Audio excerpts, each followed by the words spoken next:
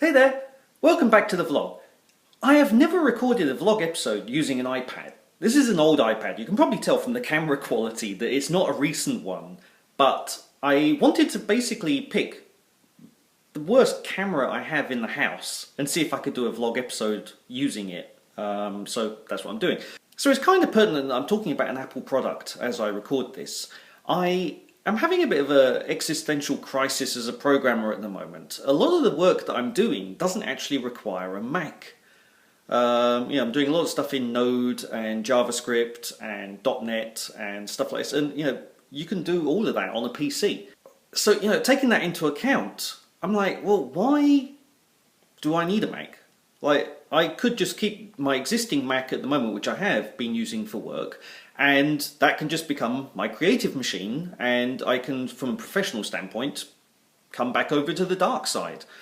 I've done it before. Like, anybody that has followed this vlog for any length of time will know that I've got a lot of water under this bridge as far as Microsoft goes. I've been a Windows programmer for more years than I've been a Mac programmer.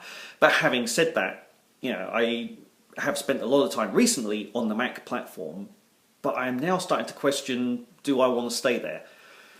I feel as if in some ways I've ridden the wave. I got swept up in the beginning days of the iPhone, and I got swept along with the whole sort of iOS and Swift and everything else. I do still like programming in Objective-C a lot, but having said that, I also really do enjoy Visual Studio, and it's one of those things. Anybody that really knows Apple will generally find that the stuff that the consumer sees looks great. Behind the scenes, if you ever use something like iTunes Connect or whatever, it's absolute dog's breakfast, and a lot of the developer community has often felt that the developer tools are a bit of a dog's breakfast. So there's a certain irony that the Apple brand is built on premium quality and stuff like this, and when you see what's going on sometimes behind the scenes, you're just like, seriously, how is this a thing? So whereas on the Microsoft side, their developer tools, because Microsoft actually uses their own tools, it's arguably better by orders of magnitude. Visual Studio is it's a behemoth, but it's a polished behemoth. Like, it works, it does what it's supposed to. Actually, saying it works, I did open up Visual Studio for Mac the other day and I reported a bug. I finally heard back from Microsoft, and their solution was basically the equivalent of, have you turned it off and turned it back on again? I will put right in the middle of the screen now what they sent back, and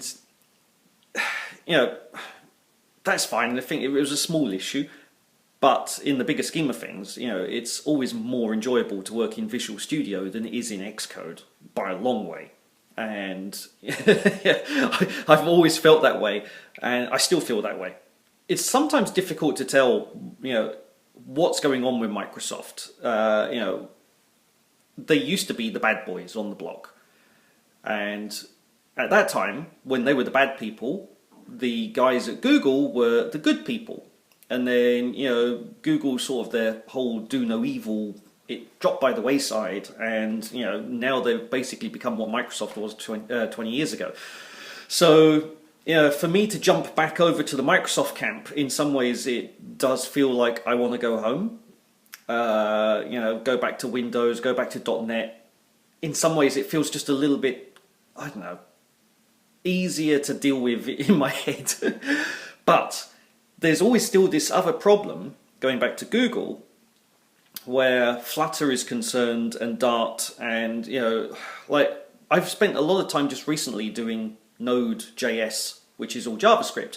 And this stuff, it works on Windows, it works on Mac, it works on Linux, it works in the cloud, it works on your desktop. You're not really confined. And if you extend that using Electron as an example, like we did in the example last week, it does then beg the question, well, why do I need a Mac? I can do this stuff on a PC, and my little Surface Pro, I mean, it's smaller and lighter than dragging a MacBook backwards and forwards to work every day. in some ways I find it an easier computer to deal with, just full stop. I don't know why, but I do.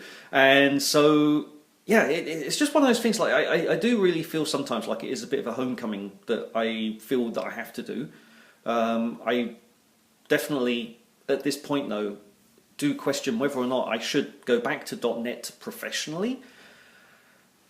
It's not going away, but having said that, there's probably more stuff that could be done that's cross-platform. So that's really, you know, I guess where I'm having this sort of existential crisis as a programmer, because yeah, there's a lot of options on the table, but also at the same time, yeah, that it's exciting to get into new stuff. Yeah, so now I'm gonna leave you with that. That's where I'm at today, and yeah, I'm going to now edit this up and see if I can recover how bad this video actually looks. I mean, it just looks atrocious. So this is actually an iPad 3rd generation that I'm filming on, using the front camera so I can see myself. So it's not even the good camera, because that's on the back. Yeah, this is like the poorest of the poor cameras. So anyway, yeah, I'm going to leave you there. If you like these videos, thumbs up. If you don't like it, thumbs down. If you want to see more, please hit subscribe, and speak to you soon. Bye.